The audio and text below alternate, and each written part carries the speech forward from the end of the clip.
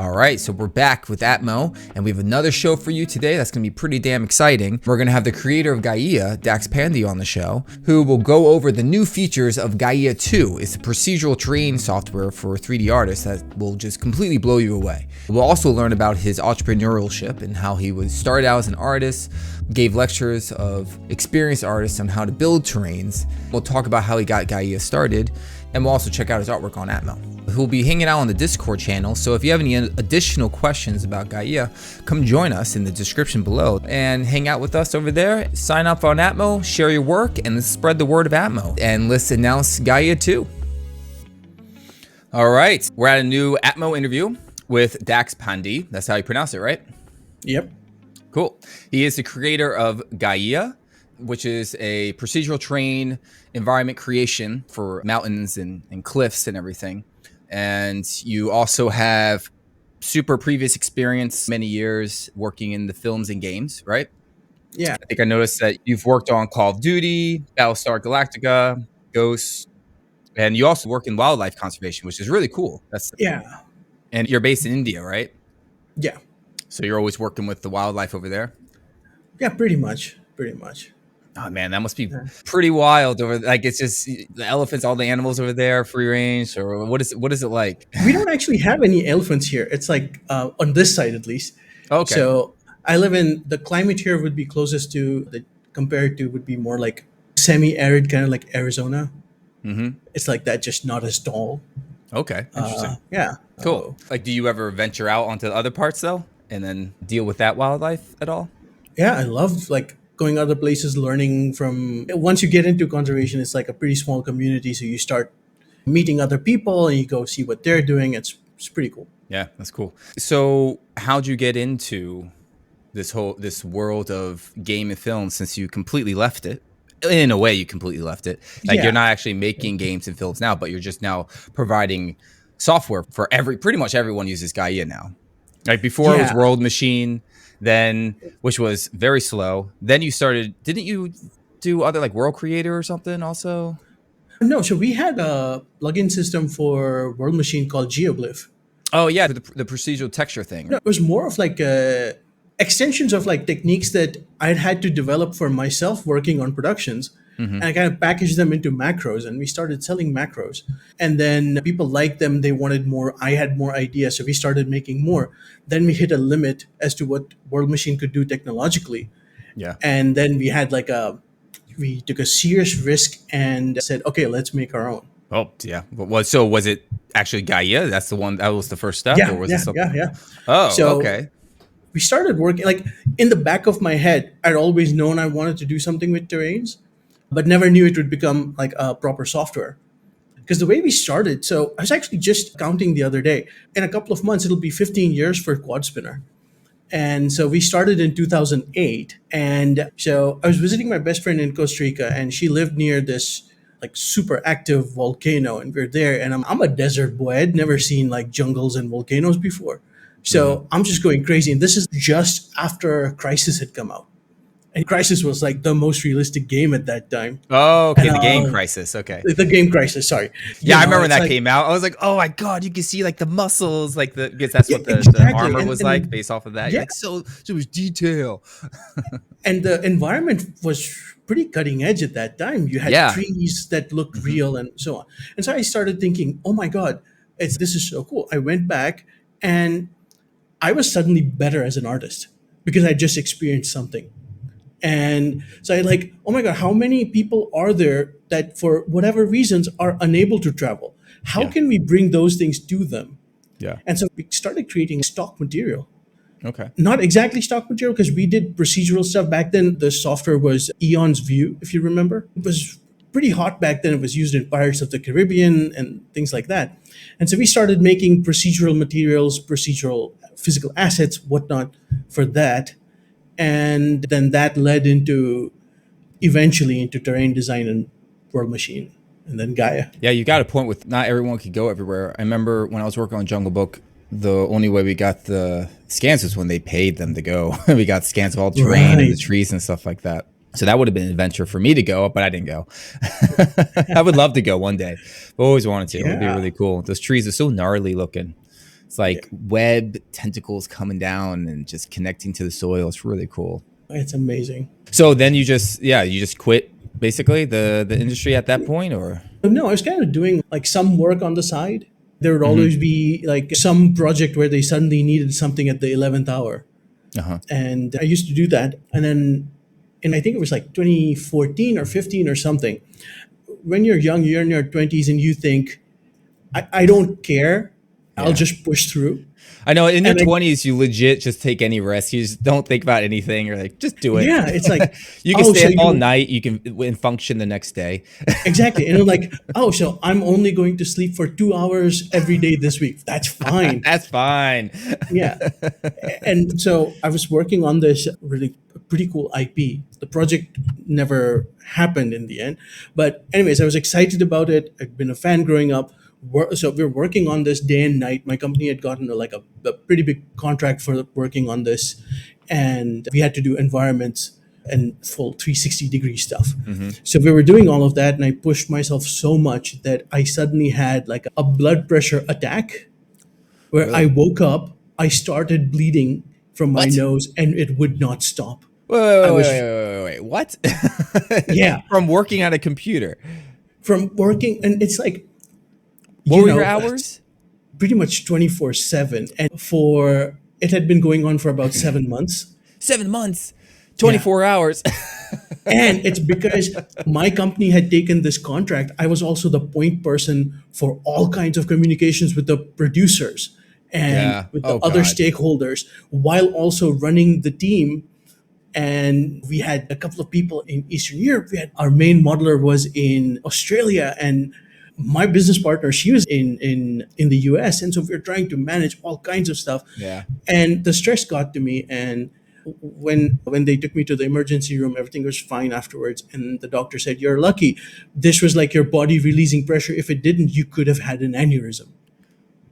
Bro, what?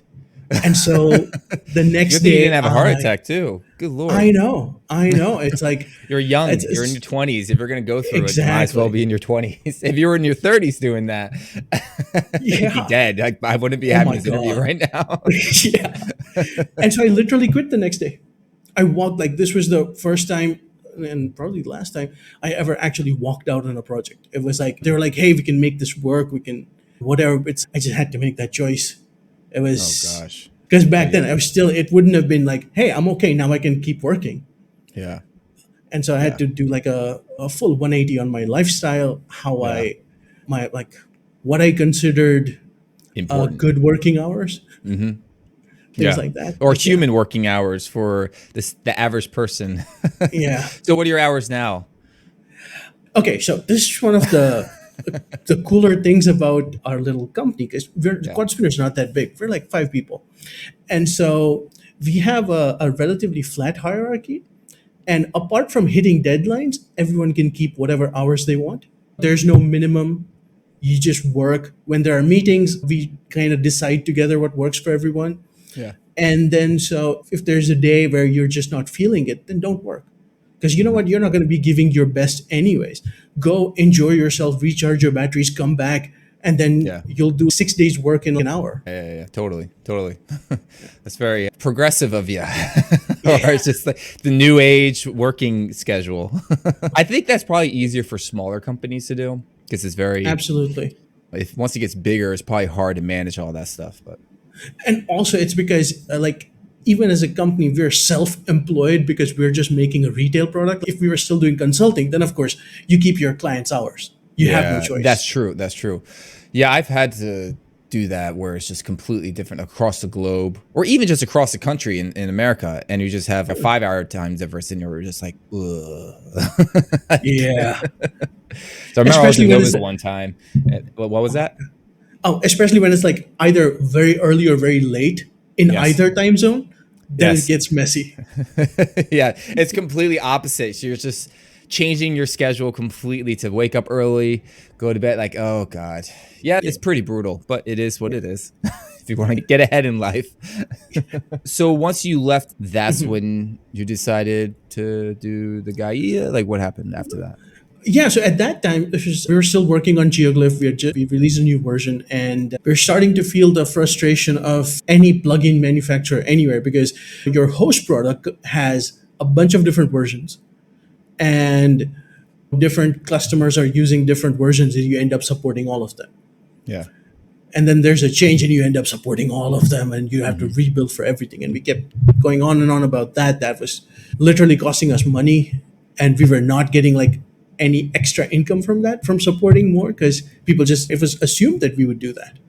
Yeah. And then I think the frustration also came from like the limited paradigm of terrains back then. It's the original terrain apps that we saw, including World Machine, which is it's a fantastic app, and I spent like a decade in it, and I still have such a soft spot for it. Yeah. But I saw it as more of a shader model instead of a 3D content app. So you take a Perlin noise, and then you somehow massage it into a terrain. Yeah. And everything also looked the same too, because it was all Yeah. the same sims, right? You could tell, oh, that's from World Machine. Yeah, exactly. And you had no primitives of any kind. Whereas when you want to do modeling, you can have all kinds of primitives. You can have like different level of details to work at. Here, it wasn't like that. And so it's like, okay, let's start with the basics. Let's just have like a mountain. That's not that hard. So we started making some of those things, and then immediately ran into walls in World Machine because of its plugin system and whatever. Yeah. And we had a giant list of ideas. We were like, okay, what happens if we suddenly just make our own? And that was a huge risk, because we basically had to stop all other work, which was, your Where's your money going to income. come from? Yeah, exactly. So it's okay. How long will it take? And okay, let me see what I can do in like a month. If I can make something reasonably good in a month while working on other stuff, then it's worth the risk to go full time on this. Okay.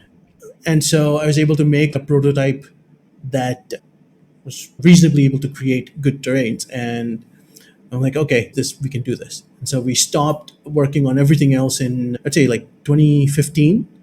Okay. And then for the next 3 years, it was just full time working on Gaea. Wow.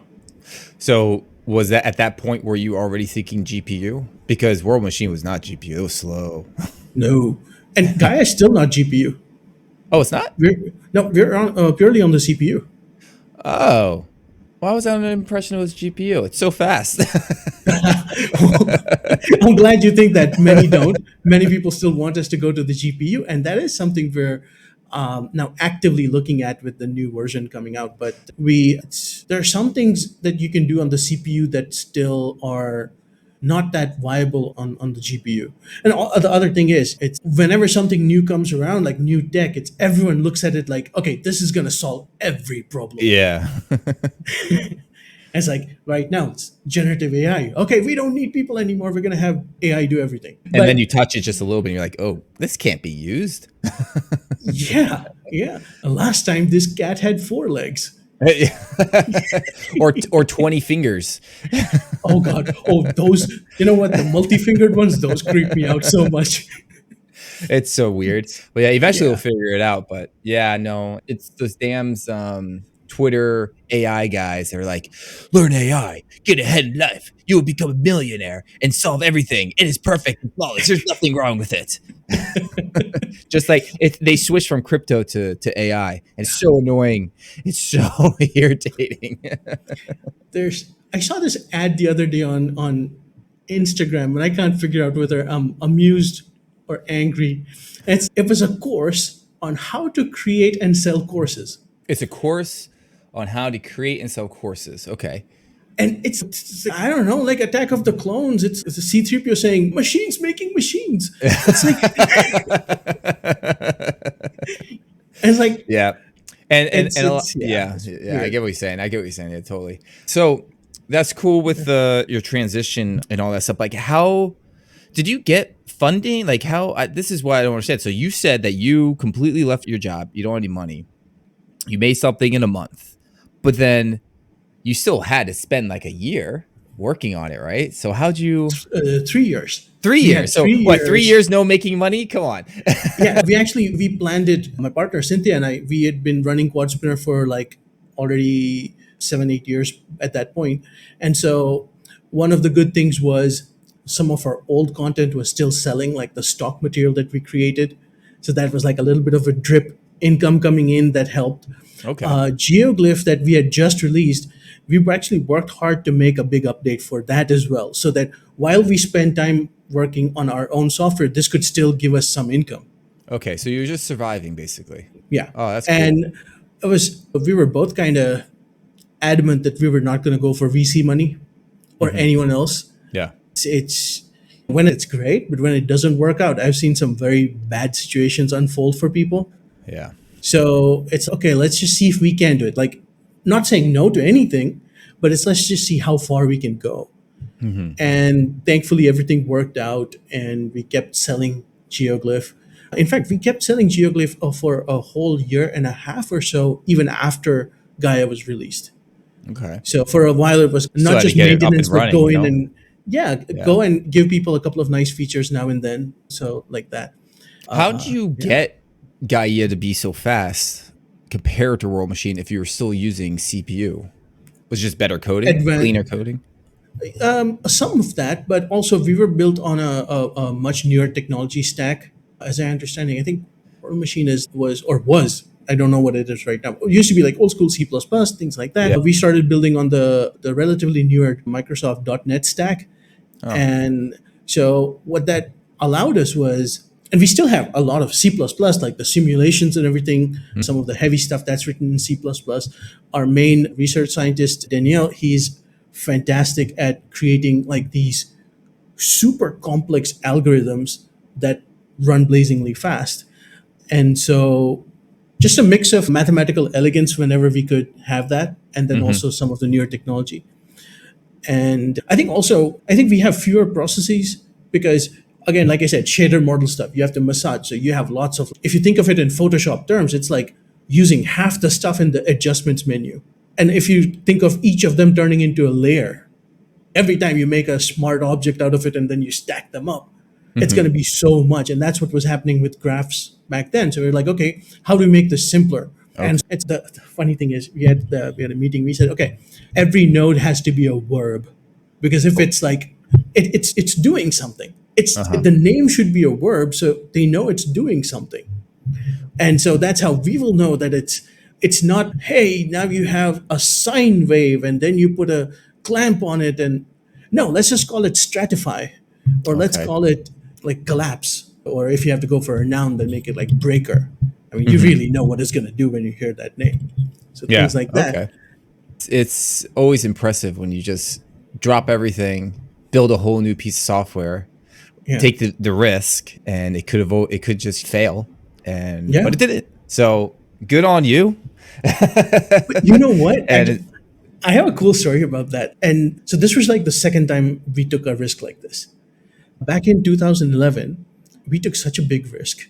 I actually sold my car to finance part of it. oh shit. Okay. That's serious. We decided that back then environments were not really given much love. There wasn't much information on it. Now it's thankfully become a much more like a cornerstone of this industry. But before, it's like natural environments and everything in 2010, 2011 weren't as big a deal as they are now. And learning material for it was even hard to find back then. So we decided, okay, let's go to the studios and let's teach them. And we did a big masterclass in Los Angeles. And we booked the DoubleTree. We had the whole auditorium, the big ballroom, whatever. We had better food than half the sets in LA. And just, it was a full whole day intensive. And we had like people come in from all sorts of really good studios. We had, I think, the whole matte painting staff from DreamWorks was there. Really? And But you were a no name at that point, right? I mean, just not no name, but like you were just working in the industry, but you weren't like a company, like everyone knew who you were, right? this was very specifically for Vue, which was so this is for Vue.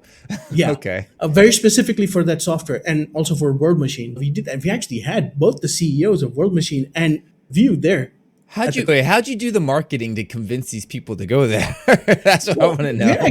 We had really good relationships with everyone. We had lots of good relationships with people in the industry. It's okay, let's pull it all together and we had X-Frog sponsoring some stuff, and then my boss from Battlestar Galactica, he and some of his teammates came for the class, and his name is Doug Drexler, and he's been in Star Trek since the 80s. So Okay. he's been like doing effects and graphic, like physical graphic design and whatnot. So we got all those people. We sold out.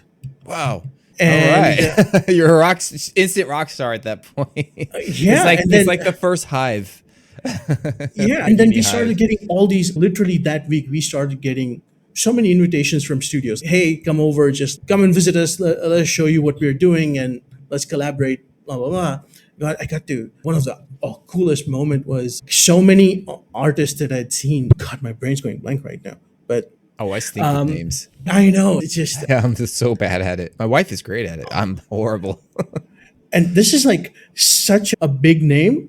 I'm just gonna Google this Dussault? first before I say it. Dussault, Dylan Cole, Bigger.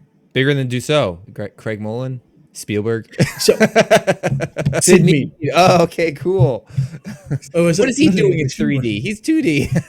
I know, and that was like I think it was I even forget what studio it was, but he was there and had all these cool stories about matte painting on glass, on plexiglass, Yeah. and Yeah. how they would like make it work. And it's Wait, was he doing matte painting on glass? I think so. Really? I never knew I that. think so. I know he was doing gouache, but oh man, I don't know. Or maybe That's- he was just explaining the technique or Maybe. several of the techniques. I don't. It was that's like cool. it was one of those moments where I was really just like a little kid, and I really was just so excited. I wasn't even hearing half the stuff. Yeah. But no, but we got to meet all these studios, and then whatever money we had spent, like eventually it came back to us like tenfold. Yeah, dude, that's awesome, man. You've always had an entrepreneur type of mind then. And a guy Yeah. that would take risks and chances. Yeah, yeah, That's cool. Yeah, there you go. That explains a lot. Because it's now less surprising that you've started up Gaea. Yeah. So good on you, man. So do you miss doing any of the art? I still kind of Like the do a little bit now and collaboration, then. you know? You know what? I never got to collaborate with anyone ever. I was always the terrain guy who was sitting in a corner, making terrains and shipping off assets to much Okay. smarter people who would put things together. Back then, VFX was smaller. So you didn't have these ginormous studios. So I guess that would make Yeah. sense. And I doubt, and not a lot of people knew how to do the big giant terrains too, right? Yeah. As I was working on Call of Duty, and they needed like a skybox for a multiplayer map, and so I wouldn't get to work with anyone. I wouldn't even know what the level was going to be. I got this is what like the sky needs to be, and we need like these mountains of Yeah. this kind around. And so I would just ship off like a big panoramic render, and my job Yeah. was done. All right. Do you want to actually check out the work that you've done? I don't know if you uploaded any like old school art or if it's just mostly like your recent stuff, but I'll go. I uploaded some stuff that's already 8 years old. Okay. So I'll share my screen and we'll check it out. If you check over here, there's a new map painting tool called DMP Exporter. It's a Photoshop plugin that will export out all your layers with one click and simplify your color workflow a lot, which will be a huge lifesaver for map painters everywhere. That will save you a lot of time. So go over there and check it out. Here's a little sample of it and keep an eye over there as it continues to grow. Let's get back to it. So for the people that are new, this is the site for dedicated to environment artists. And also I just recently added the lighting tab or category. So all you lighters out there, start uploading your work because lighting is super important into making a legit environment, right? You have to understand lighting and to make anything. So I thought that was important to add to the site. So let's check out your work. Oops. And this is your That's- profile. Yeah. Cool. All right. So let's check out terrains and landscapes since we were talking about terrains and landscapes this whole time. I'm really liking the site. I like the fresh approach, and I like that you get straight to the point with it. Yeah, I really And appreciate one of- that. The view black and white. I mean, that's just a dream. I love it. Boom. I want to add Yeah. if I can get maybe like a levels scrolling and also hue saturation scrolling kind of yeah. thing. That would be cool to see. Yeah. 'Cause those are tricks I use all the time in Photoshop to get things to work. So a little bit trickier. I really love this feature because now you can, because values are so important. You can't make a good image if you don't understand values. Cool. So this, I actually saw you post this just recently. So this is the most recent one, right? Yeah. So let's talk about this one. I've been working on this for 2 years. 2 years. How do you work on a single image for 2 years without just being burned out? Oh no, so I kind of like it's when you have something else that you do full time, it's like you don't get Oh, that makes sense. all the time. So it's late nights, weekends, whatever. But 2 years because I always think I'm done with this one, Yeah. and then I publish it, and then I find out, okay, I'm gonna do more. Well, you're an artist. So basically Yeah. art can just never end. Like it's never Yeah, complete exactly. until you say it's done. But it really, it's not done. Yeah.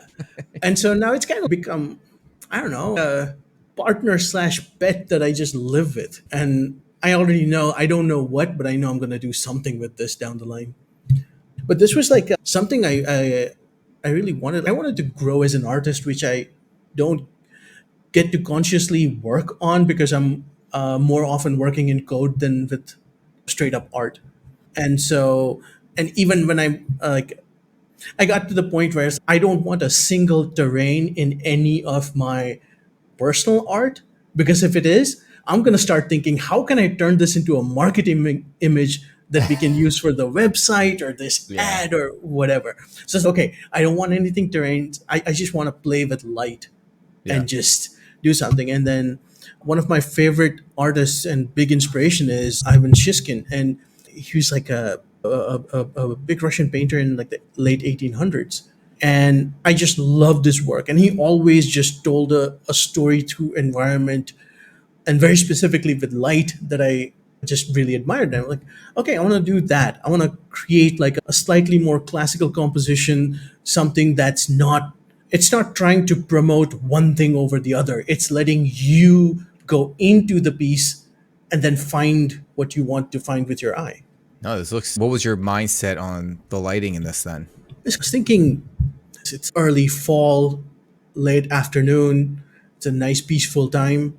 And I just fallen in love with these white birches in Shishkin's paintings. And so they became kind of like a little thing I would have in almost all of my images. And but I wanted something that was also like something a broader palette, something darker than what I'd done before, but at the same time not bring down the mood. I wanted to see how far I could push shadows without it actually affecting the pleasantness of the atmosphere. Okay. So that's kind of how I got started. And yeah. Were these trees from Speed Tree? No, most of these are stuff I found by 2 or 3 different tree artists on, I think it was CG Trader. Okay, cool. And these are people who really love making their trees. Yeah. Yeah, they're nice looking. Yeah. And you did this all in, what was the process from beginning to end? This is actually based on a scene that I'd already finished. So Okay. the groundwork was, I mean, no pun intended, was late. So started going and chopping off things, moving things around, and just started to find like a new life in that old piece. And actually on my website, I put up a whole thing about it. And Okay. there's a animated GIF that just shows like the, actually, I don't know why, but I somehow remembered to take screenshots throughout. I got screenshots of all the key points in the rendering process, or trying things out and just doing little quick renders and all of that. So I got all of them and I was able to make that into a quick slideshow. This was one of the few pieces where I didn't really have a big plan and felt my way through. And Okay. then once I got like the trees on the left and the trees on the right, then everything else was like, okay, this is how I'm going to do it. And I didn't want, this was one of those, at least for me, this was like one of the few instances where I was able to get trees on both sides without that, like the corny framing where you have the trees. Yeah. Right? Yeah. That always pulls me out. I know, like, it's Well, what's great to show good- depth of field. Yeah, I mean, what you did was that it's darker here. Now imagine if it was darker there, then that'd be corny. But you left it Yeah. with different trees and open space here, so you can kind of, so you don't Yeah. feel it so much. It's not heavy, right? Still Yeah. gives it this airiness, so it kind of feels like it's opening up on the left side, which Yeah, exactly. but it's not you. So that's a good choice. This is smart over there. Was this done? What do you render this? You did this all in 3D. There's no 2D on top of it. You didn't. Yeah. You didn't do any post effects in Nuke, right? None. This is straight out of the V-Ray frame buffer. Yeah, So this was that's the tricky part. Trying to yeah. make it close to photorealism coming out of the render. Yeah. I mean, I did have the color modifications in the frame buffer, Okay. but that's Yeah. only because no renderer can produce real colors yet. Yeah. So I had to do a little bit of white balance here and there and whatnot. Yeah. Even the background, which is actually a picture I took myself, I put that on an unlit material, like in the back, Mm-hmm. and because I didn't want to paste it afterwards. And there's something with trees and alpha that just always Does bugs yeah. me. Yeah, You like know, it looks soft and stuff, and yeah, exactly. And I yeah, didn't want to lose that crispness in the distant trees. So it's okay. I'm just gonna align just a flat plane with my camera. it makes sense. And also, you can actually use it for some GI contribution as well. Yeah, absolutely, absolutely. Yeah, that's cool. What's with the two people over here?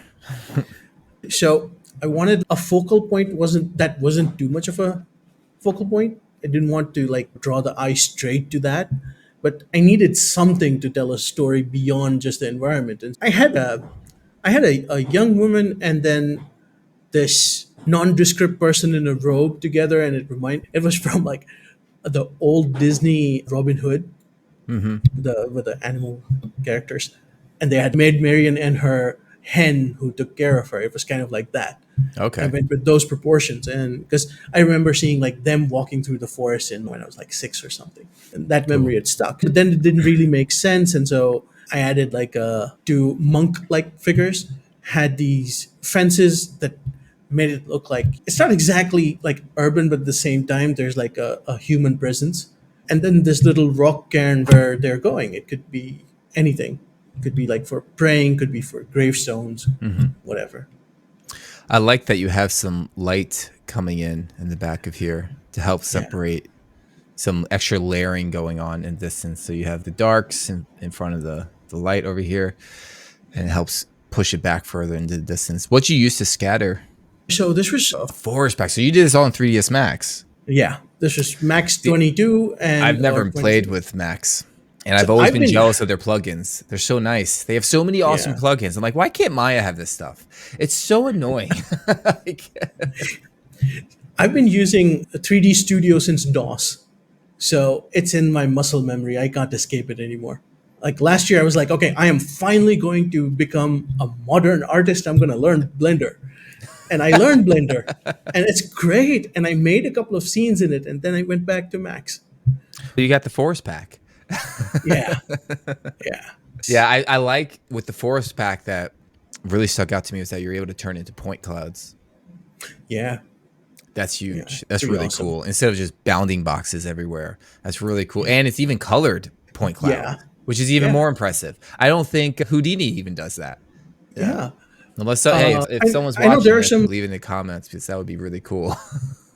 There's like a scatter plugin actually called Scatter, I believe, in Blender that does that, and they have some pretty cool editing tools. And the point cloud, the colored point cloud, was actually a lifesaver in this because with so much density, you can't Yeah, just keep rendering again and again. exactly. Even with a low quality render, you can't make out certain differences in the foliage and whatever. So having like different species be different colored point clouds helped me just curate the entire forest. And I would Yeah. go in, I would like just actually take out one or two specific trees now and then. I just So wonder how this would have been with using USD. So like everything is so much faster if it's like in the Hydra viewport. I yeah, just want. I haven't really. I've done a little bit of USD a few years ago, but I'm not an expert in it whatsoever. And it was pretty quick. But I just wonder like if things have kind of smoother, easier to use in Houdini. And could you do this? Would it be better than a colored point cloud? That's the question. Like, I'm sure there's just. I mean, right now we could probably take this into Unreal and be able to just not have to even render and just yeah, that's the crazy part, right? yeah, I mean, it yeah, doesn't. Gosh, maybe Unreal 6. Like it's damn close to being yeah. really good, but it's not. You can still tell it's okay. It's done in Unreal, but after some effects on it or something, it looks freaking photoreal. It's crazy what they're doing.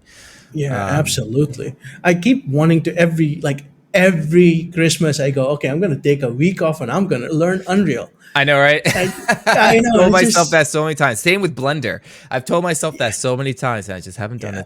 it. It's that's the you know what the one good thing about having done CG for so long is like all the applications have finally decided on like common ground for certain stuff.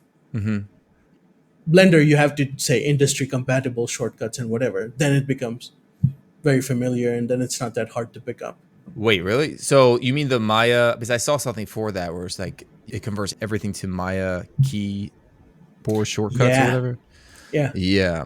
Is that? I mean, I wasn't sure if that was the best thing to do because I don't think a bunch of tutorials that you're watching will be compatible with that. You know what I mean? But I think for the most part, at least all the good tutorials out there, they're very explicit about the tools that they're using or the commands that they're using that you can figure it out. A lot of stuff happens through the menus, anyways.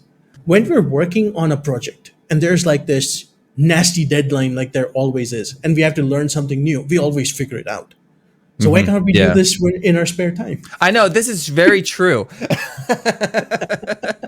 I guess it's just because we work so much. We're like, oh, I gotta hang out. I gotta relax a little bit. And then even though working on it is fun, it's the sitting. It's being in the room where you're like, my body needs sunlight. Get outside. I don't want to be sitting anymore. Like I don't need these dark circles under my eyes anymore. Yeah. A bunch. I know these guys here, a good friends of mine who have a like a Archway studio, and they were talking, and of course that's all 3ds Max, and they had problems with plugin compatibility and other crashes and this and that. Of course, it's expensive. All of this, I'm like, why don't you guys switch to Unreal or Blender? Because for the kind of stuff that you do, they already have fantastic tools. You don't have to spend hundreds of hours rendering for your clients and all these blah blah blah good things that can happen. And they're like, yeah, once this project is over, we're going to take some time. We're gonna create a whole new workflow, and then we will switch to that. And I'm like, yeah, but this workflow was created like during battle. You were on a project when you figured out this piece and that Yeah. other piece and all of it. Might as well just switch because there's never going to be time between projects for us. Yeah. So this image over here is really Yeah. pretty. I love this area. It's so beautiful. No, thank you. Nice little, like all the trees, man. I feel like I'm in it. It feels like a game, like one of those cinematics from a game. Yeah, Yeah, this was it's actually beautiful. one of the first big renders that I did for promoting Gaia. And so this Nice. terrain was built in that, and I wanted to show off like, hey, we're not just about soil, we have rocks and all kinds of other features like the snow. We have real snow simulation. Oh man, So I love the snow simulation. That's so cool. and this actually probably comes right on the heels of I love mountains and I always wanted to go to Mount Rainier. And so this was my first time being there, and just being in that environment, I came back so energized that I was able to create something that I think has really good scale. Because one of the things I don't like is when mountains suddenly become very tall, unnaturally vertically tall. Okay. Yes, there are a few mountains like that in the world, but that's the exception, not the Yeah. norm. And most of the mountains have a lot of bulk. And also, most mountains aren't like the Hobbit. They're not like the Lonely Mountain. There's stuff near it. More often than not, they're part of a chain, especially the large ones. So I wanted to Yeah. kind of like portray that. That's cool. How do you use the height maps displacement when you're doing the final renders, or do you export out the mountain full geo? Because that's what I've been doing. I hate dealing with displacements. It's so annoying. So I just export Yeah. out the geo, make it in. I use Arnold, so I just make it in AS file. Uh Just huh. do it that way. Yeah, because if you want to do scatters on top of it, then the displacement map's not going to help you. I Yeah, mean, there are exactly. That ways to do also. it, but Yeah, that it's also. just so I usually have. I guess it is a pretty standard practice now. I have a very low detailed version that I use for my scatters, Uh-huh. and then a high detailed version that's actually visible. Okay, yeah, that's what I've been doing too. So is Yeah, your yeah, so you're exporting out just the geo? You're not using the height yeah. map? Cool. Most of the time, yeah. It's That's how it goes. So and we this is actually built a new like a mesh optimizer, so it creates clean triangles, and it's not decimated like normally you would get. Okay, when you see where clean it's like empty topology, here and then it's dense in here kind of thing when you decimate, oh, you it mean? still does that, but decimation is not organized. It just Okay. goes, it just picks the shortest path, just makes it it's not going to look as clean as like a clean quad mesh, for example. Interesting. But with our stuff, we are able to, and a bit later when I share screen, I'll show you. I have examples of that. But anyways, we are able to we actually analyze the terrain first, and we decide where the polygons should be budgeted from the start, and then we build a mesh that's perfectly. Each triangle is perpendicular to the next one, so it's just clean geometry Interesting. throughout. All right. So you get a bit more detailed geo output. Yeah, yeah, and Oh, you don't awesome. waste polygons in flat areas. That's great. All right, I'm excited to see what you got to share your screen, but let's continue with just the artwork though, because this Sure, sure. area is just so I'm in love with this area. Yeah. It's so pretty. So these little striations over here, Mm-hmm. how'd you get that effect in the water? It's the greatest tool that we have as CG artists, Perlin noise. Yes. So did It's you? just Perlin noise that I was able to make. It's ridged Perlin noise, very large scale, Yeah. and fed to the glossiness amount. Oh, okay. So do you have any bump or anything on here? No, no No. bump. So this No, is that's why it completely looks so smooth. peaceful. Yeah. Yeah. And I had it like Okay. clamped so that it still would never become 100% reflective. Dude, that's clever using it in the gloss. I love Yeah, it, it's man. This just is fucking gorgeous over here. it's when it's the crisp winter morning air with the still water, and there's nothing moving. Yeah. It's Yeah, that's I exactly found what it to it be looks the so easiest way to do realistic with yeah. That's clever. Good job. And the color of the sun, like how are you doing? Were you just eyeballing the color with the direct light or were you using an Yeah. HDRI for it? What were you No, doing? I never use HDRIs. I Yeah. always have a procedural sky Okay. because I'm a masochist. Mm-hmm. And I had this would have been I used to use V-Ray, then I switched to Corona, then switched to V-Ray again. So this was back in Corona days, Corona 3 or something. And I had the sun was amped up to 5 or something, and then a very thick atmospheric volume, so that the light would actually have to struggle to get through. And I think that's what's kind of creating the quality of the brightness. Wait, so you had a big volume? Say that again? Yeah, like a the atmospheric volume. Like Okay. so, Yeah. so the light would have to penetrate to. I think back then they didn't have a global volume, so I just had Yeah. a big cube encompassing the whole visible world, Okay. and then the light would have to travel through that. I Cool. had volumetric shadows turned off because then it started looking a bit too idyllic and CG. Yeah. But with this, it just you get the nice lighting and everything, but no shadows. So all that over there is also volumes. Yeah, those are different volumes. So this is all that- CG. There's nothing outside of it that's in. I think the birds were photoshopped. Okay. And did you do post processing, A little bit of color correction, but that's about it. chromatic yeah. aberration, or was Yeah, that in chromatic camera? aberration. Yeah. Okay. What I've been doing since you said that. VDBs. Oh, they are VDBs. Yeah, I figured they were Yeah. VDBs. That's cool. Yeah. That Even was the really ones cool. in the sky. Yeah. Oh, okay. Cool. Nice. What I've been doing lately is that I paint my skies myself, and then I'll just use them for nice. HDRI to help light everything else, and then I'll adjust that's and everything great. after that. But yeah, man, this is so. Are these assets? Where'd you get the assets from? These would have been. I'm trying to remember the name. They have. I think this was Vizbark. Okay. They had So- lots of really cool trees. And I guess, and again, forest pack to scatter. Yeah, forest pack. It's like candy, man. I want to eat it. All right. Do you have any in here that's from Vue, like the old days? No, probably not. Probably No. not. Okay. No, because I haven't touched Vue since 2013. Yeah, that was all the rage back in the day. It was Vue. Yeah, yeah. It's crazy how fast things have changed. That's the thing about Absolutely. our industry. We always have to like, okay, here's a new thing to learn. You know what? Okay, I'll do this.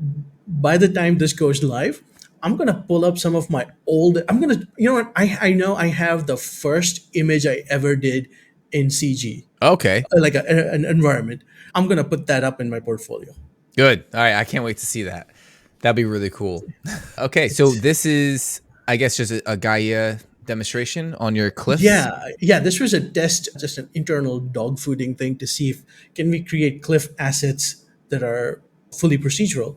And Yeah. so this is on a very simple flat plane. Okay. So all of this is displacement and normal maps. Oh, okay. So you didn't export it out of Gaea as a geo.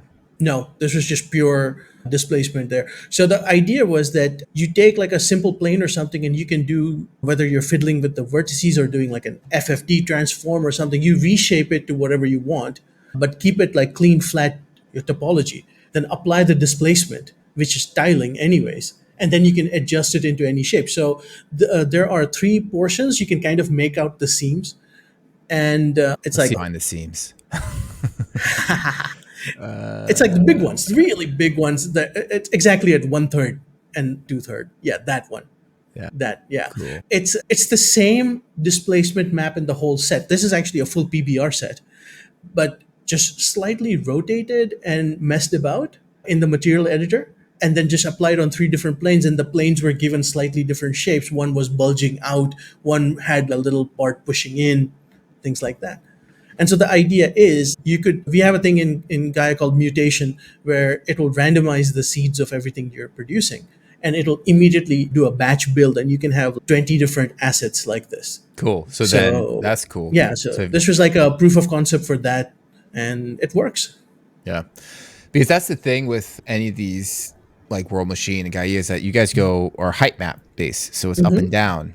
And it's not vertex, so it's not cutting in like you would do, let's say, in Houdini or something. So you take this, basically go up and down, then you flip it horizontally to get that effect, essentially. The big challenge is most of the terrain tools that we have, when you look at any simulation, the first thing they'll use is gravity.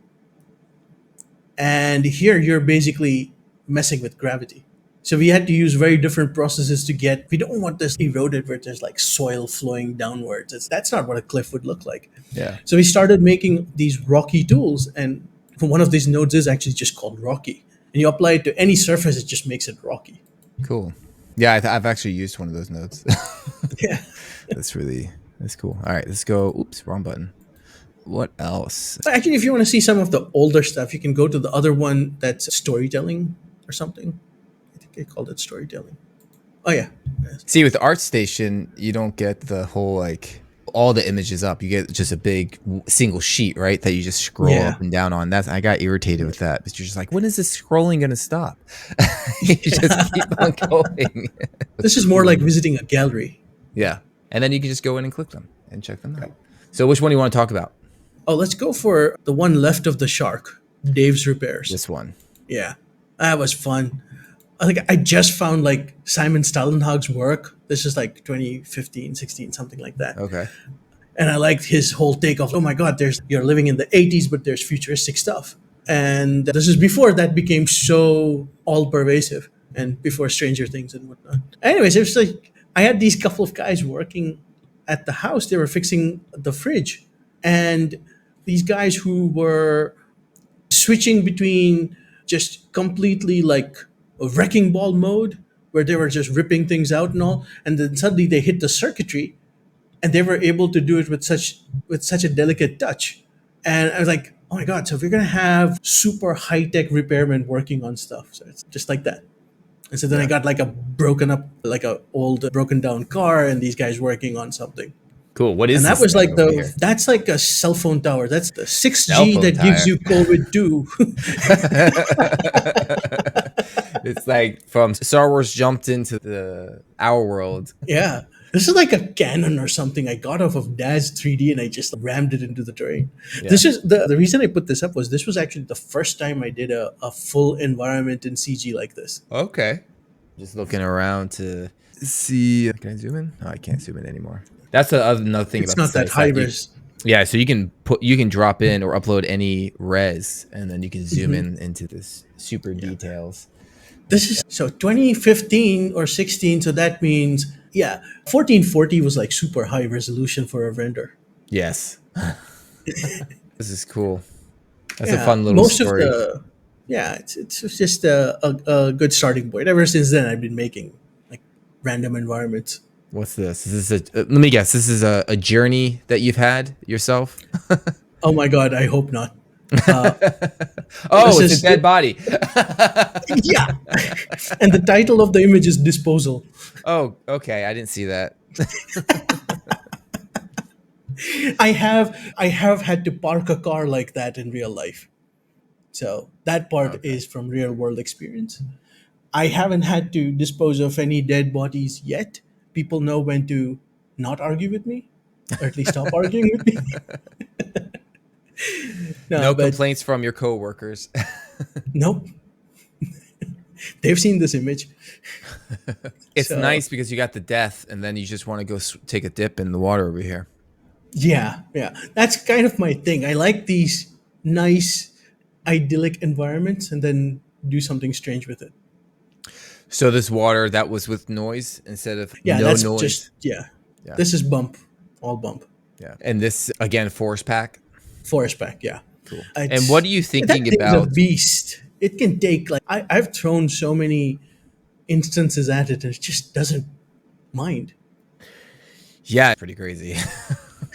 Like you have so many different assets in here, which is what gives it more realism, right? Like the more Yeah. assets you have, the more realistic it's going to get.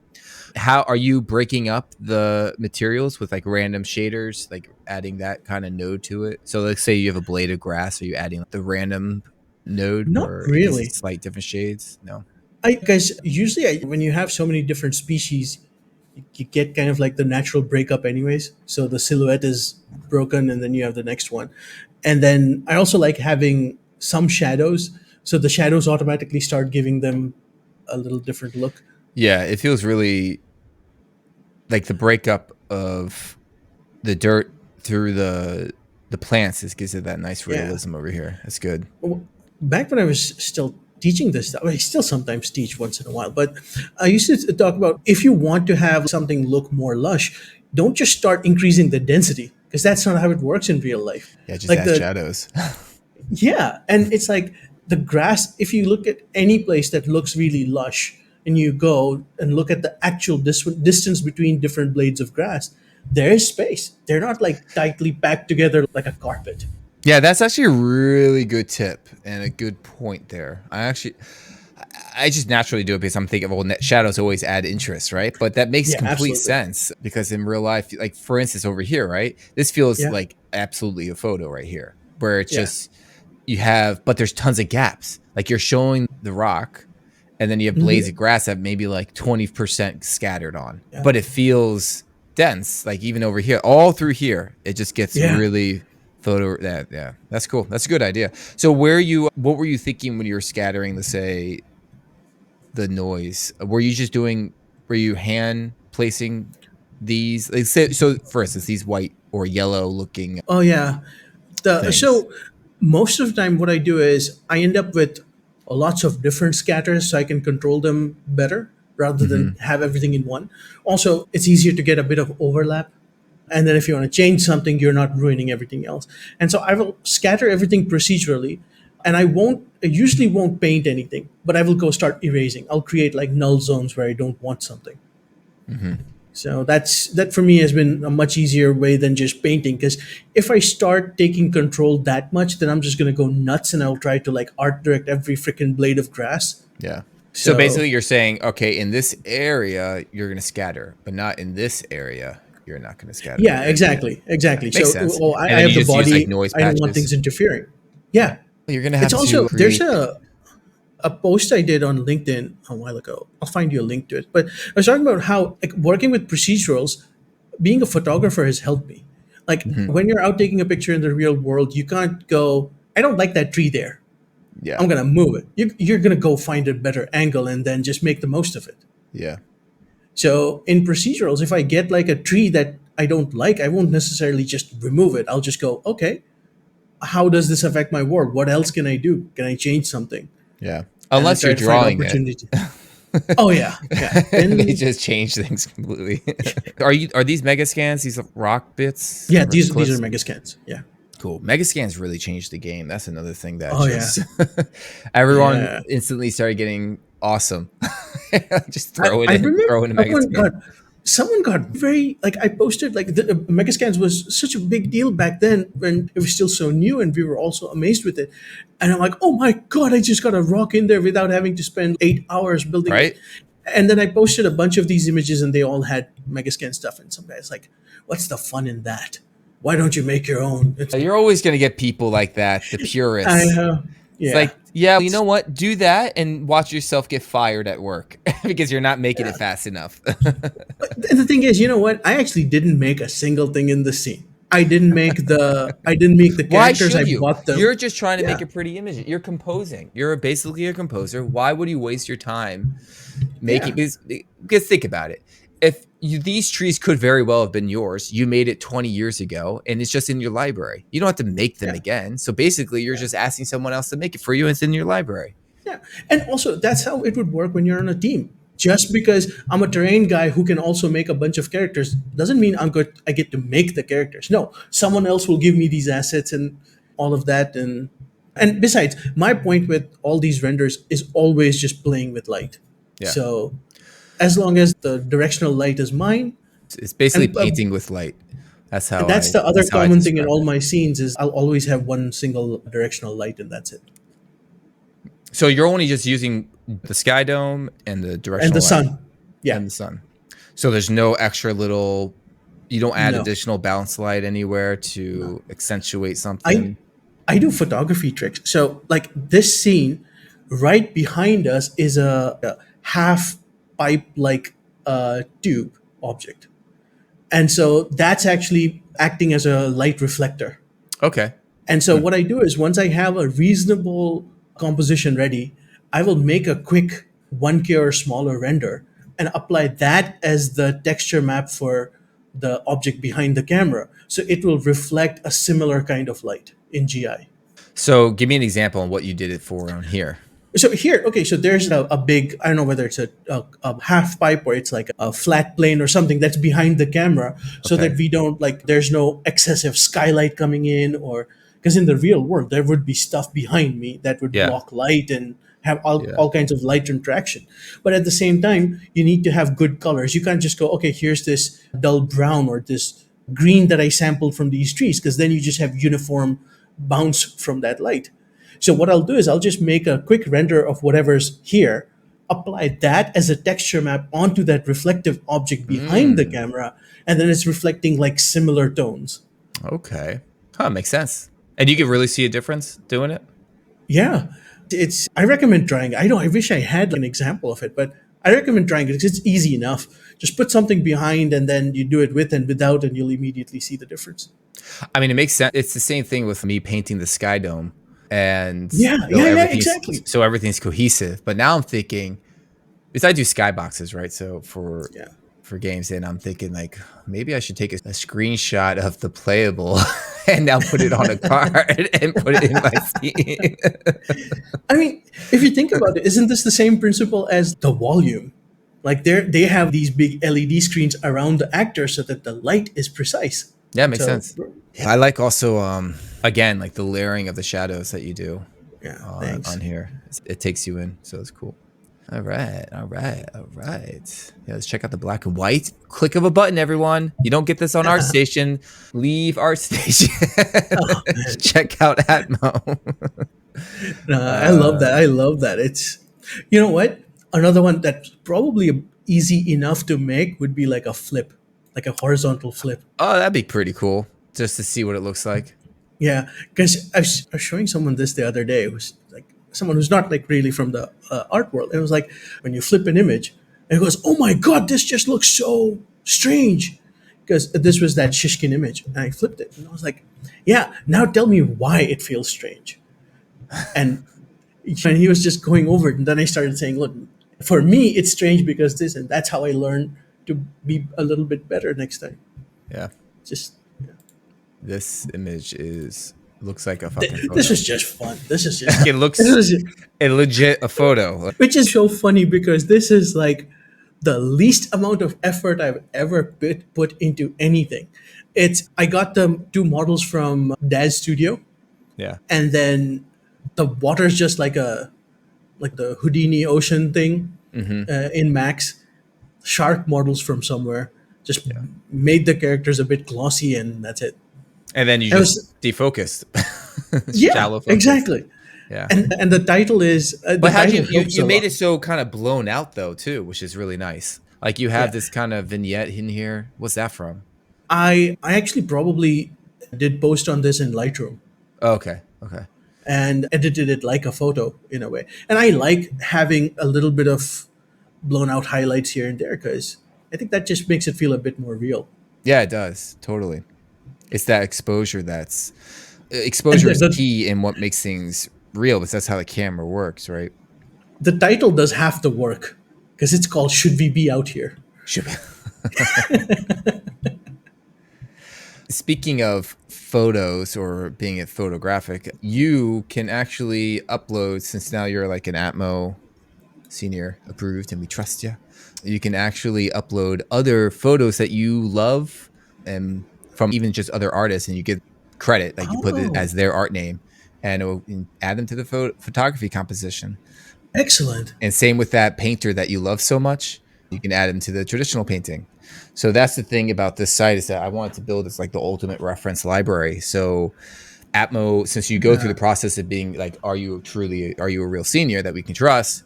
We now trust your eye, and you can upload anything that you love to the site to help it build even more, not just like art that artists are making, like you're adding other people's, like even just stills from films. That's fantastic. Yeah. And if you don't give credit, you just put unknown, and it won't show up under your personal profile as like your work. So no one will see what you've uploaded of other artists' work.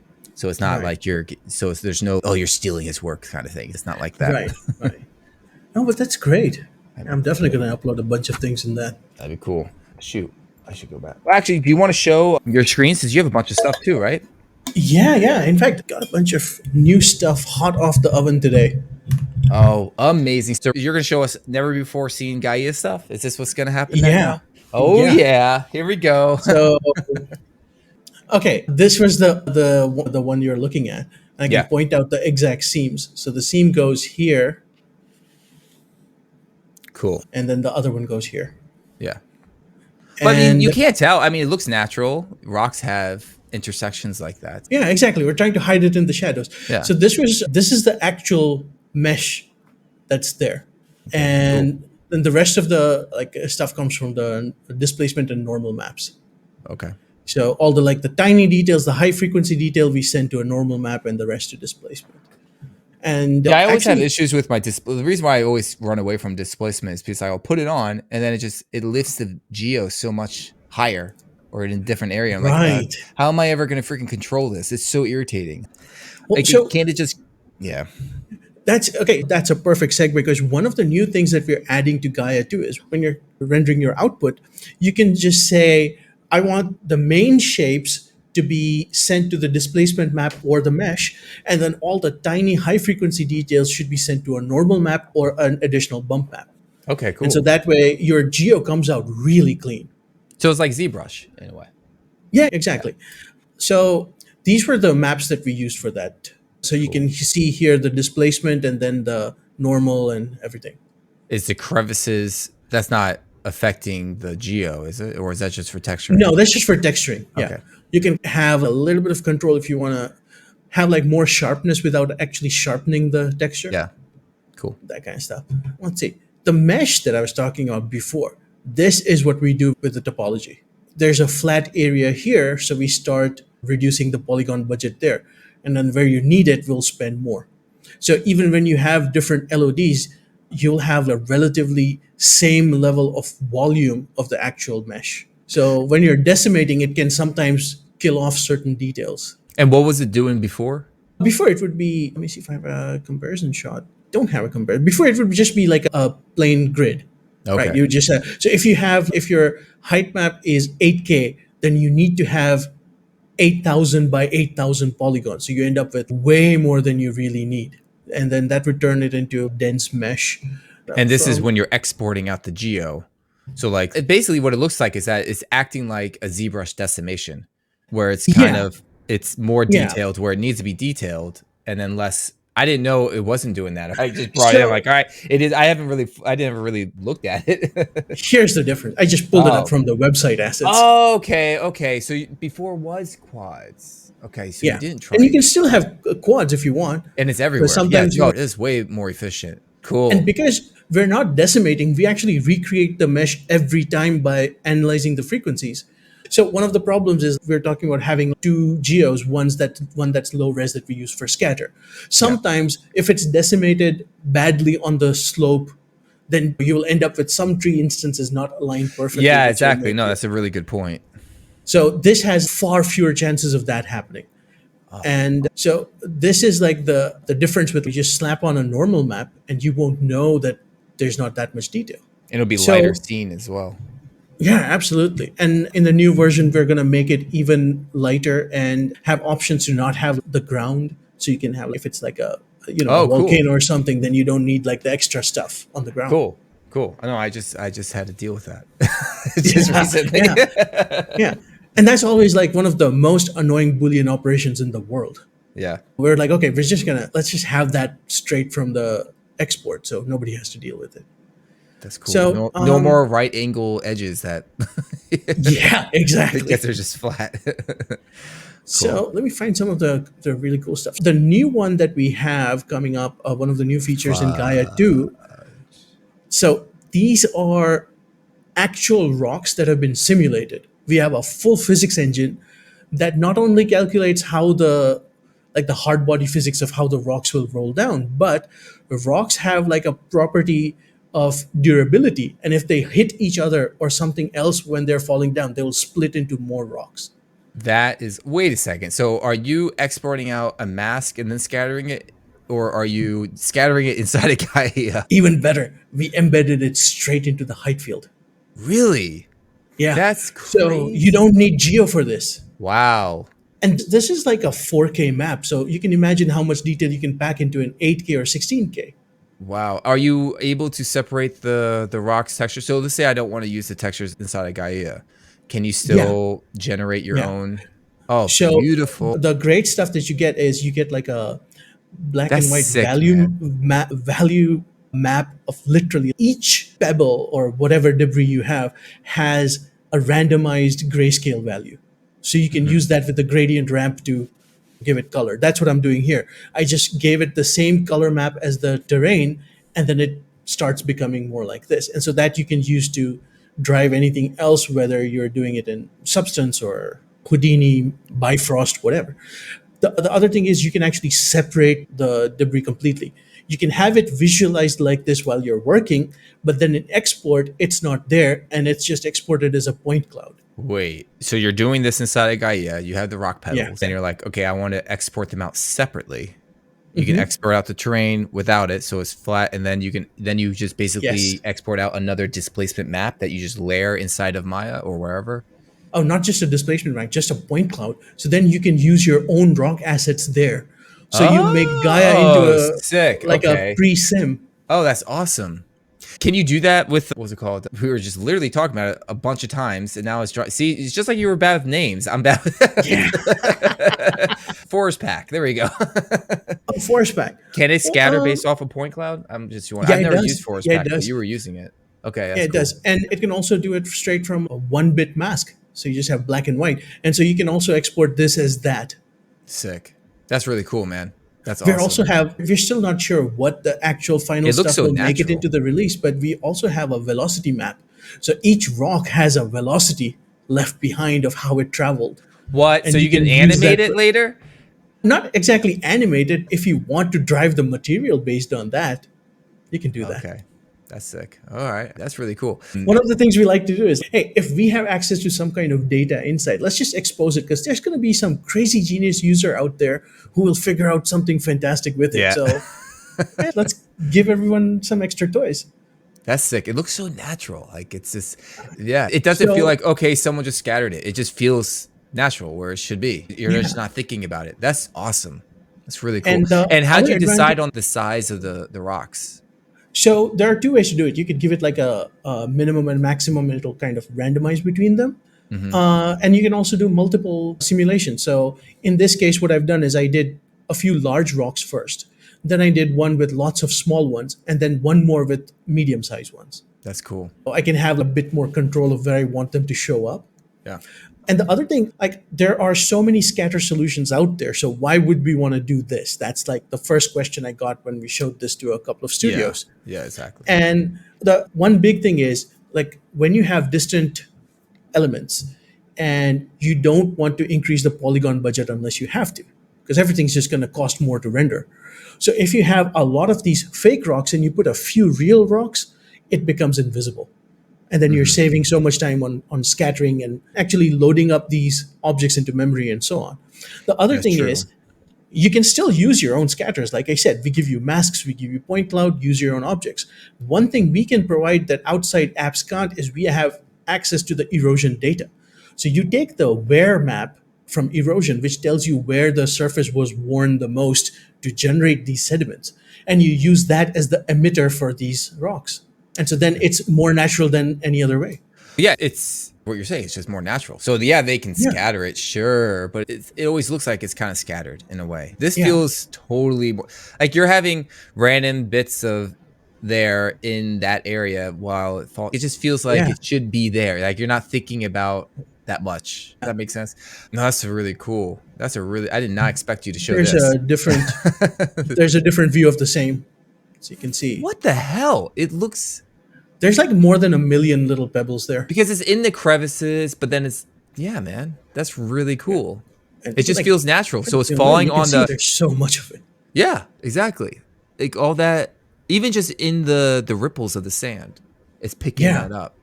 Yeah. Then I wanted to do that very explicitly to show just how delicate the simulation is. That just because it's sand, it's not going to start like embedding things into it. And then it knows how also, to like, stay on if top.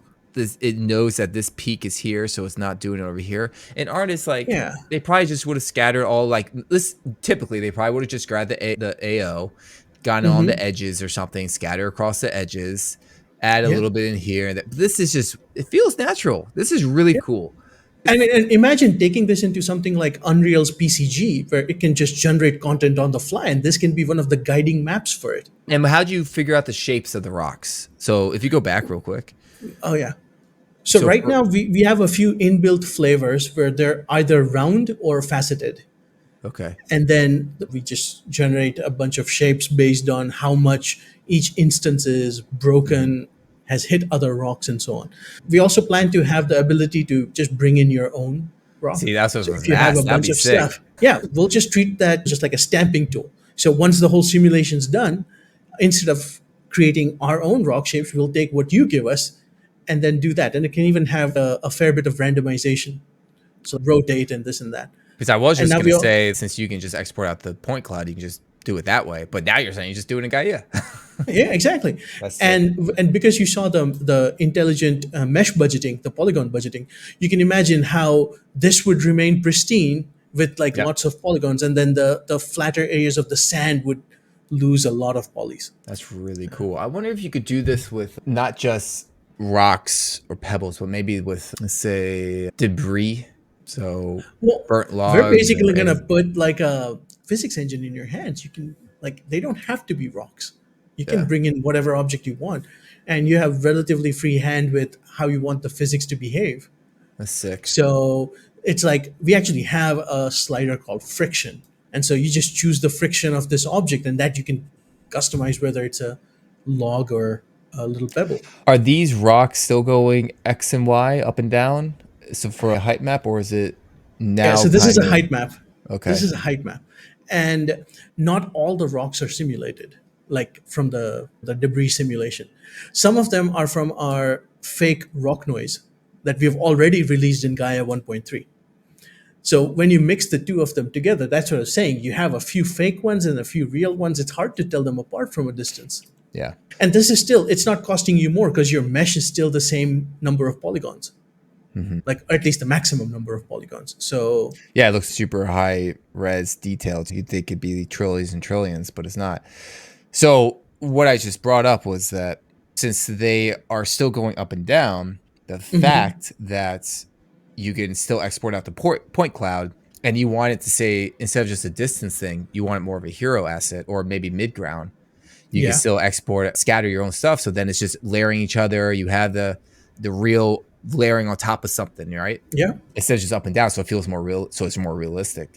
yeah. That's, And we already have mesh import, so you can bring in a 3D object, and then we have a Z-depth scanner that turns it into a height map. We make a Z-depth map out of it, and then turn it into a height map, and then you can do whatever you want with it. So if That's, for a good artist, it's 5 minutes work to go into ZBrush and make like a bunch of really cool yeah. looking rocks. Yeah. That's So really cool, man. Was not expecting this. With Gaea, you have it as just a square. What's your method for extending it? Do you just throw it in? Because I know you have a bridge from Gaea to Houdini. Do you just throw it into Houdini so then you can just extend it and do the actual shape that you need for the level or for the shot? It's not that's every actually shot, it's just a been the square, right? biggest thing, the biggest bottleneck. Gaia is like screen space only. So what is the entire world? There's nothing Yeah. beyond it. Yeah. And it has to be like planned out well. And then I think a part of it is it's we didn't have enough tooling for these large scale worlds. That's something we're rectifying in 2.0. And then the other thing is there is this a very different way of working before with procedural terrains where, hey, it's procedural, so let's just zoom in more. Let's just zoom in more. But Yeah. the thing is, you're still limited by certain physics. You still have a ratio of meters to pixels.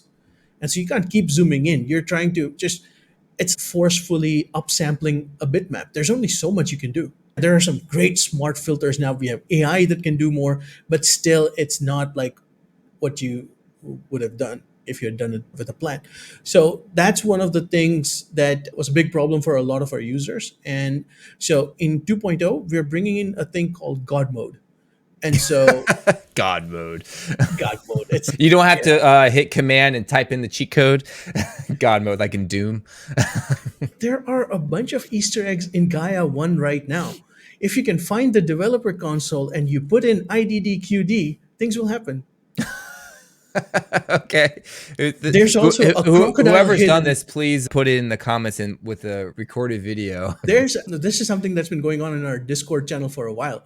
There's a crocodile hidden in Gaia somewhere if anyone can find it. Nobody's found it yet. Oh my God. All right. All right. Challenge So accepted. so basically what God mode is, people come in with a roughly made asset that's given to them from somewhere else. For example, it's an RPG game. It's the story department that gets to have the say of how the world should be distributed. They will go in, they'll paint something very quickly, then send that as a rough idea to the terrain folks and say, okay, now make us a world out of this. Now, when you get it, you can slice it up into different zones, different assets. We have new scaling mechanism that's UDIMs for terrain, like in the meta sense, not in the direct sense. We also are going to add UDIMs, but you can have different scales work at different resolutions, but still have the same overall pixels per meter or however you want it. And then different people can work on it at different times. And beyond these assets, you have an infinite world. And that's where you can zoom out, find other places, move things around. So you'll get like the best of both because procedurals, if you just leave them as they are, then you're not going to get that many creative shapes. They're going to end up repeating at some point. That's the whole nature of these fractals. So instead, you get to art direct a bunch of very specific assets and then also have a whole procedural world into which they get embedded. And then we have this new tech coming out. I'm not sure what it'll be called in the end, but right now we're just calling it glue. And glue basically makes everything seamless. Like not tiling seamless, but more if you have a desert coming into a forest, it will figure out how to make the two merge. Huh. And not like a linear blend or something crazy like that. It's just But would that still it'll be in the square domain or kind of no, this is in the infinite world. infinite world? Huh. So you can move things around. You can take like a mesa out of Monument Valley, put it in the right next to something like Mount Rainier, and then glue will figure out how the two should blend, how the erosion should mimic each other. Wow. So how big are we saying this can go? So As this is much RAM basically as you just a have. whole terrain that you're just going to be attaching each other. So if you're doing your simulations, so say like I did a volcano, I've been saying volcano and my wife's always volcano. and that's in square, right? You just have that asset. Yeah, yeah. But I obviously want a further terrain. Like I would export that out, bring in the Maya and then extend it or take other Right. assets and extend it. So you're Right. saying that I can have this volcano, Okay, no. And I don't know why I say it that way. And I have that, but then you're saying I go into God mode, which Uh-huh. can expand it, Yep. and then I bring in another asset to say Yeah. more like something from Megascan and another terrain, Yeah. and just plop it in there. So I'm basically creating a layout inside of Gaea. Yeah, exactly. That's sick. So can I actually take the volcano and extend the current square and do more sims on it, or they had to be individual different assets? To a degree, because you still need to plan out your asset. You can scale it a little bit, you'll get like more things outside, but then they start becoming very generic Yeah. because you will build from a primitive, and a primitive by definition has to be like an individual object. If you have Yeah. an infinite, then it's very difficult. Yeah. So we have basically, we introduced the in terrains, we introduced primitives, and this time we're introducing entire landscapes. So Yeah. you'll have lots of procedural landscapes that are like made like very detailed, so detailed that you can just export them in one node and just you're done. They're that detailed. Whoa. So basically you're getting rid of the whole need for scattering and layout inside of any other software. Well, no, we're just gonna. They're basically, we have absolutely no ambitions of going beyond terrains. Okay. I know many of our users would love us to create like clouds and trees and other stuff, but we're good at terrains. We're going to stick with that. What we're going to do is instead give you tools that you can use elsewhere better. That's what we did with Houdini. We have such a great relationship with them, and they actually created the Gaia bridge. They were so cool about that. Okay. And so it's, hey, they have a really cool toolkit. We have a really cool toolkit. You put them together, you can have the best of both worlds. So Yeah. we So started basically, making things more export friendly. so instead of like scattering, it's just Mhm. you can do your simulations or whatever you want to do. You expand it Yep. a lot bigger, export that Yep. out, and then do Exactly. your magic with other stuff. That's really Yeah. cool. That's And really for example, we do rivers. And so with a river, we will have a flow map that's like the directional flow. You yeah. can so easily use that in just with scrolling just the UVs on them to Mhm. make it look like flowing water and things like that. So we will prepare lots of things that you can take to your shaders or offline renderers or whatever. We try to give as much as possible. So if you go back to that original image with your water ripple, at the edge, you have clearly there was a water, like a river that was going here. It's all dried up, right? Yeah. But then you want to extend it because now you have to make another piece to extend it seamlessly with the water and the Hmm. cliffs, right? So what you're Yep. saying now is you don't need to do that anymore. You can now have this water go around and then loop around and have a full horseshoe kind of thing and Well, not go be exactly. and go beyond this. Yeah, I mean, you can go beyond this, but this rock and everything, this is like pretty art directed. So those are Yeah. for primitives. So they're not going to just generate themselves. What you can do is you can create a copy of this, like of the whole graph, Yeah. make it slightly different, take it to the edge, and then you can make them merge. It will merge naturally. Like Yeah, with your yeah. wow, that's so cool, But dude. if the idea is to take it to individuals, like individual shapes, like this could be like just one portion, like this much, and it's merged with this other. So if you know you're going to have to extend, you can start like putting in how we do with Megascan assemblies. We'll take them and kind of jam them into each other to hide the seams, and then make it a larger glyph than what's available with just a single asset. So in the same way, you can start adding more. Cool. And it's a bit difficult to explain without visuals, but right now we're still in development, so Yeah. there's not much to show. But soon enough, we'll have a more precise concept of what can be done and how it can be done. Cool. So you said you have other things to show, right? Yeah. Yeah, So cool. one of the big things that, oh, actually, I have, before we move away from rocks, there's more rocks. Beautiful. And then Yeah. this. So, That's and this is like the same, the wall that we were looking at before. This uh-huh. is just like the slope and occlusion maps. Slope and So occlusion. Okay. just to show off the, it's like a terrain version of a clay render. Okay. Cool. And it's basically just that you can get so much detail. So we're now Yeah. going to invest a bit more in how to create these vertical objects. And Okay. so we'll have some tooling for that in the near future.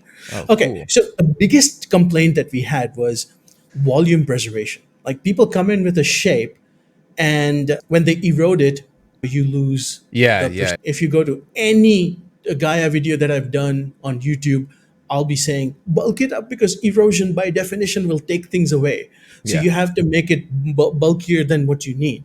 Hmm. And this time around, our new erosion algorithm can take like this is a primitive and it'll turn it into this. And you can see like majority Oh, of the shape has been preserved. cool. You get what you expect or what you were originally expecting. That's really Yeah, cool. exactly. And you're able to art direct it as well. So Yeah. it's no longer about before. If you wanted, say, more grooves or more sediments, you had to increase the duration of the simulation. This time, we're going to give you options. So you can just choose, oh, I want more shapes like this, or I want more sediments flowing down slope. And then you don't need to increase the duration. That just makes the whole simulation a lot faster. And what if you wanted to just block in a layout with just cubes instead of doing a low res terrain like it was originally? Yeah, You can you just can bring bring it in, in here and then yeah. it will just, yeah, that's cool. Or you can do what I've seen some people do is they have when they're working in Unreal, then they will just they have the terrain painting tools which just paints up like a rough terrain shape. So you can bring that in and then erode that as well. Or Cool. some people prefer ZBrush, so they'll go in and quickly make something. So whatever way you want to work, that's fine.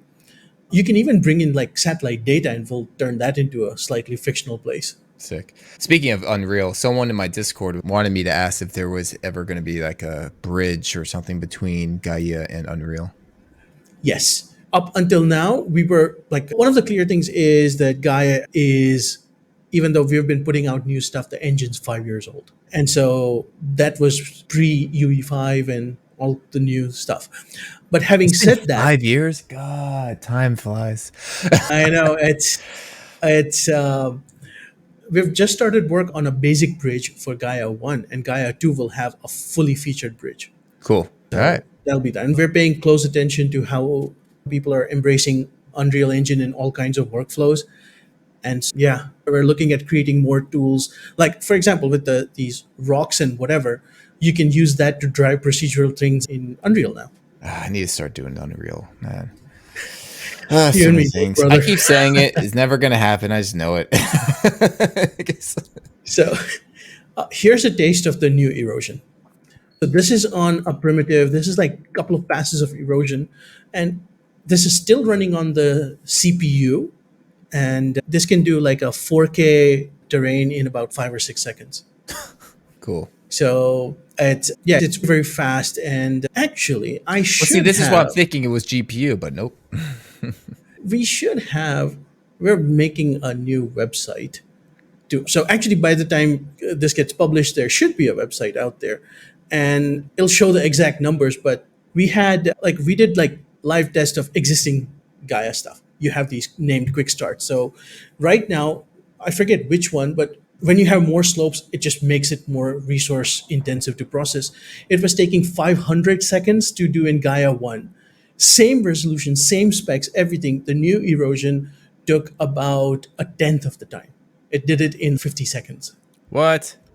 And that's at So 8K. 500 seconds to 50 seconds. Yeah, and still on the CPU. Wow. So that was our erosion wizards have fantastic math capabilities. Why can't Maya do this? They just never want to No update comment. anything. And oh, one more thing, because we were just talking about Unreal, we're working on this open source project where we're going to have a bunch of different biomes in a single terrain. And we'll release everything to show it's going to be fully documented. It'll show how to make this in Gaia, how to export it for Unreal, and how to set it up with materials smartly in Unreal. Cool. So it'll be a full project available for everyone. So like a project, like a terrain like that at the top right corner that you were just looking at, Yeah, yeah. since you have it all split up into sections, if Hmm. you wanted to bring the camera all the way down to the ground of the pond and then you're looking at the mountain, how high res would that be? Because usually what I've been doing is just I'll make one single asset of a mountain or I'll make a little mountain range and stuff. Hmm. But since you're breaking it up into these like 4 different areas basically, and you want to Right. zoom in all the way down there, is it going to be able to hold up the resolution if you export out? Can you say, Yeah. Because for this, we'll just export it as a tiled build. And this will be for Gaea too, so it'll have the new glue as well, which can let you have like disparate process tiles very well. So the resolution for this could, it's pretty much how much RAM do you have? Yeah. Let's see. Because even right now, like our tiling system is not as robust as we want it to be. But if you have a well put together workflow, you can have, we have clients creating, I think it was like 200K by 200K, like a Gosh. world. And And they're that's using it for a game. Yeah. so they're using displacements. What about if you export as just geo? They wouldn't export it as geo. They would just have, because then they feed it to the terrain. Because then the height Yeah, map, it's yeah, easier to do pathfinding and lots of stuff. yeah, And then once we have the God mode and all, we'll have more examples of how to do this on an even larger world. yeah. There's a video on our YouTube already about multiple biomes, and this is kind of inspired from that. But in that, I set up like a single base and then made it into 3 different biomes, to the point where you can just go and just paint in whatever biome you want, and the entire landscape would transform into that. Wow. And so it's not a breakdown; it's actually actually it is a breakdown. So it has all the details of how it was built. Okay, so one more really cool things that we're adding, like we're focusing more on rocks. It's not just the like the debris and simulations, but like these big ones. You can have like strong incisions. Yeah, are they overlaying now? Nope, this is still a height map. It kind of looks like it. No. It's that perception trick that the shadows Is it create. the shadows that, making it seem like it, but it's not? Okay. yeah, shadows, a little bit of texturing, and then yeah, you can get a lot more in. Because Cool. height maps can pack a lot of, like, here's something a bit more from the side, and you can see it doesn't really take away too much. Yeah, they look like just like sheets of rocks, like just cut right down. That Yeah. yeah, Oh that's god. cool. And you can imagine the snow simulation on this. Yeah, are there any So updates on the snow? yeah, we have new snow coming in. That's more like this. So before we had like really heavy snow, and now we're focusing more on a variety of snow.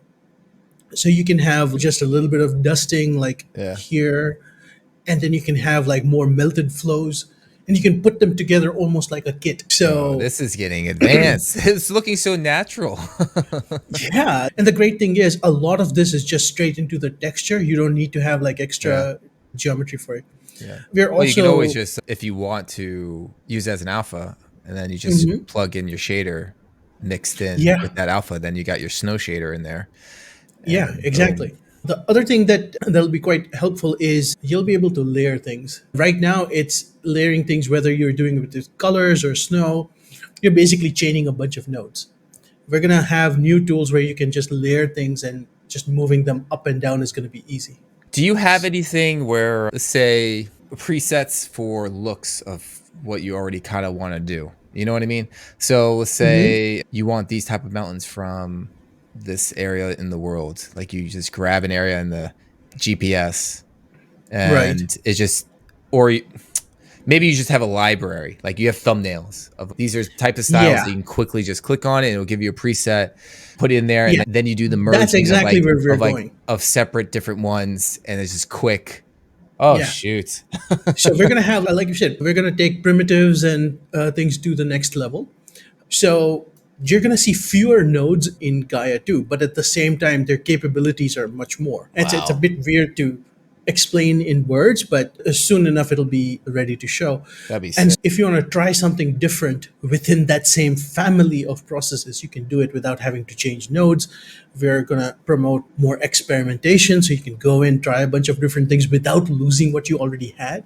Imagine like this image right here. This could be Mhm. split up into 4 different areas. So Uh you have huh. the far back piece that are like All the rugged pointy, mountain yeah, rugged stuff. mountains, Yeah. and then you got the plains, which is on the lower right corner.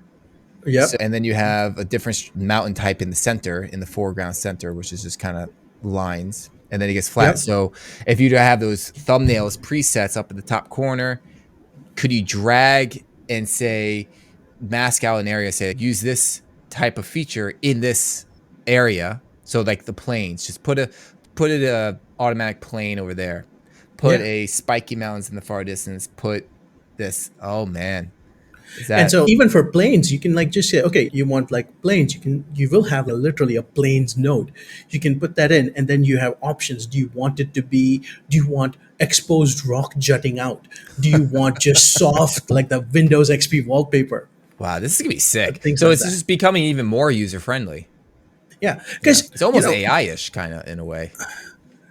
yeah, it's more the five of us put in a box. Yeah. It's like everything we have learned, we're like now trying to package it in. Yeah. And But you can still it's customize it though too. Then you have the fear like, oh, everyone's gonna look the same. Oh, yeah. I know what you did, blah blah. But you still, it's still customizable to make it the style that you want and your style and everything. But Yeah. I mean, the way I like to think about it is all these improvements really mean that it's like moving from Microsoft Paint to Procreate. yeah, You get better tooling, you get like a lot more realism, but you still have to it's your art. You yeah. get to express it how you want. Could you do, let's say you're doing an animation for an anime or something. Can you make your own custom presets, thumbnails kind of thing that's all based in that world and then you can drag and drop them? Yeah. We have that to a degree right now where you can export parts of a graph. So if you figure out a process, you can export that as a graphlet file, and then others can import that, or you can reuse it so that you don't have to recreate that same thing again and again. Sick. Okay. And Gaia 2, you're going to get macros or something similar to macros, but hopefully a bit more useful. Where if you have something that you use again and again, you can package it into a single node. And Gaia will not just package it, but also compile it into code. So it's as fast as our stuff. And Cool. people are also welcome to sell them. All right. This is exciting times. Gaia 2 is about to come out. I'm going to show a couple of last things. So one of them is this was very early on in our new erosion. So this is our new erosion, and this is a screen grab from Google Earth. Oh, okay. So this is I forget where it is. This is like central northern Europe or somewhere. But there are these mountains, and even though they look slightly strange, we can bend the physics to make them look like this. And even a new artist will be able to do that without having to learn how. Cool. A more advanced version is this. Whoa. So this is somewhere west of Zion National Park, and I really like that color scheme in the environment, and we're Yeah. able to recreate it just like that. So you're recreating, like, how are you still doing it from node to node to node? Like, how are you Yeah, recreating it? yeah, we're Okay. still creating, and then How is it sometimes any how is it any different from the current version of Gaia versus the second one? you have different tools. You have a better way of laying things out, and you have a better way of picking color palettes, layering different materials, exporting them. We're also not in the immediate initial release, but in a patch afterwards or something like that. We're going to have support for PBR materials as well. Oh, sick. So basically, Yeah. in the end, to be able to copy this image is just going to be easier than it is currently. Yeah. Awesome. Because it'll be like you pick out the right node just by looking at the different thumbnails, as you said, and then you put them together in the shape that you want. Then give it a picture of what kind of colors you want, and it'll figure that out. I So mean, if it can do that right now, that's awesome. but Okay. it's a bit more complicated because there's a Yeah. node right now called synth, and you can give it a concept art or something. It'll synthesize a color map out of that. Oh, cool. That's awesome, man. So, I'm yeah. excited to get my hands on Gaia 2 for future Yeah. projects. I can't wait to see what people will create with it. Cool. Let's see. I didn't actually check out the community section. Let me share my screen real quick. So typically what we do is I'll go over to the community section and give some feedback on artists that have uploaded. So this is the thing. And Okay. for you people that are new to ATMO, the homepage is pure professional quality work, just all uploaded by ATMO senior approved people. And also it could be an image that, well, actually I'll go to the community first before I say that. So in the community section, it's all whips from seniors and everyone else that is not ATMO senior. So you can actually check out student art, junior, mid-senior, and senior whips. Nice. So for recruiters out there, if you ever are looking for specific environment artists and skill level, just come to my site and just filter it through that and find people's that you're looking for. So if someone that isn't ATMO senior and their work is great, any senior can select that work and move it onto the homepage if they think it's awesome. Nice. So you get a lot of extra privileges when you're a senior. So saw that people can, like, when they're uploading stuff, they can say that they want feedback.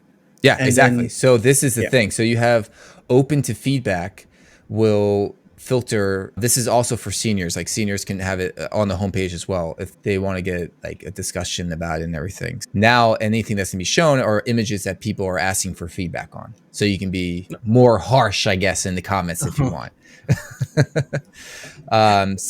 So we got kicked out, and we've actually decided we're not going to review some images because of time. And it was great having you on here. It was a pleasure. Thank you so really much. fun. Awesome seeing never before seen Gaea 2 stuff. So I appreciate you giving me that opportunity to have that on here. No, thank you for having me. Yeah, it's been a blast.